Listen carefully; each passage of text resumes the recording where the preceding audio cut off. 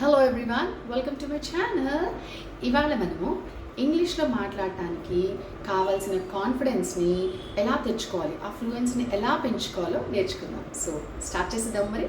Okay, first of all నేను ఎప్పుడు చెప్తున్నాను, మీకు ఎప్పుడు చెప్తూనే ఉంటాను కూడా, ఇంగ్లీష్లో మాట్లాడాలి అంటే మీరు ఆలోచన కూడా ఇంగ్లీష్లోనే ఉండాలి. అంటే మీరు ఏదైతే మాట్లాడబోతున్నారో ఆ సెంటెన్స్ని మైండ్లో ఫ్రేమ్ చేసుకోండి. ఓకే, నేను ఇప్పుడు టీవీ చూస్తున్నాను, అది Telugu. Okay, I am watching TV, అలా సెంటెన్స్ ఫ్రేమ్ చేసుకోండి. నేను ఇప్పుడు బయటికి వెళ్ళాలి, I have to go out, నేను బయటికి వెళ్తున్నాను, ఐ యామ్ గోయింగ్ అవుట్. అలా ఆ సెంటెన్స్ని మైండ్లో ఫ్రేమ్ చేసుకోండి.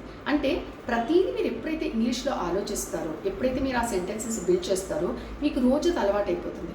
మీకు తెలియకుండానే మీరు ఇంగ్లీష్లో ప్రాక్టీస్ చేసేస్తారు, ఇంగ్లీష్లో మాట్లాడడం ప్రాక్టీస్ చేస్తూ ఉంటారనమాట.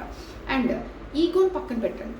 ఓకే, నాకు రావట్లేదు అని ఫీల్ అవ్వద్దు, అవతల వాళ్ళు నాకంటే బాగా మాట్లాడుతున్నారు అని కూడా మీరు ఫీల్ అవ్వద్దు. ఓకే, మిస్టేక్స్ అవుతూ ఉంటాయి and make mistakes, embrace mistakes. It's okay, every perfect కాదు, ఈవెన్ ఐఎమ్ నాట్ పర్ఫెక్ట్, నాకు మిస్టేక్స్ అవుతాయి. కానీ నేను నేర్చుకోవడం ఆపలేదు, నేర్పించడం కూడా ఆపట్లేదు. Because I love the language. నాకు ఒక ప్యాషన్, ఇంగ్లీష్ అంటే ఆ లాంగ్వేజ్ అంటే నాకు ఒక passion. And speaking in English is an art. Yes, నాకు అలాగే అనిపిస్తుంది. ఇంగ్లీష్లో మాట ఒక ఆర్ట్.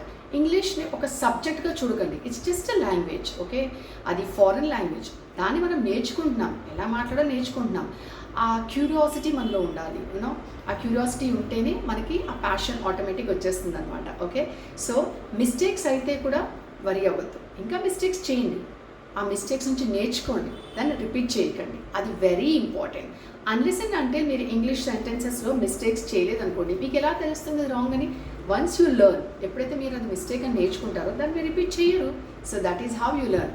రోజు ఒక కొత్త వర్డ్ పిక్ చేయండి, రోజు ఒక కొత్త సెంటెన్స్ పిక్ చేసుకోండి, దాన్ని ఎంతైతే ఆ రోజు వాడండి మీ సెంటెన్స్ కన్స్ట్రక్షన్లో. Any word, any new sentence ఆ రోజు అంతా ప్రాక్టీస్ చేయండి, అది ఆల్రెడీ మీ మైండ్లో ఫ్రేమ్ అయిపోతుంది, ఫిక్స్ అయిపోతుంది. ఓకే, అండ్ వినండి, చాలా చాలా వినండి. ఎంత మీరు ఇంగ్లీష్లో వింటే మీకు అంత ఆటోమేటిక్గా మీ థాట్ ప్రాసెస్ దాన్ని తీసేసుకుంటుంది. మీకు మీ నేటివ్ లాంగ్వేజ్ తెలుగు కానీ హిందీ కానీ ఇంకా అందులో మీరు ఆలోచించరు, ఇంగ్లీష్లోనే ఆలోచిస్తారు. So keep practising. బాయ్.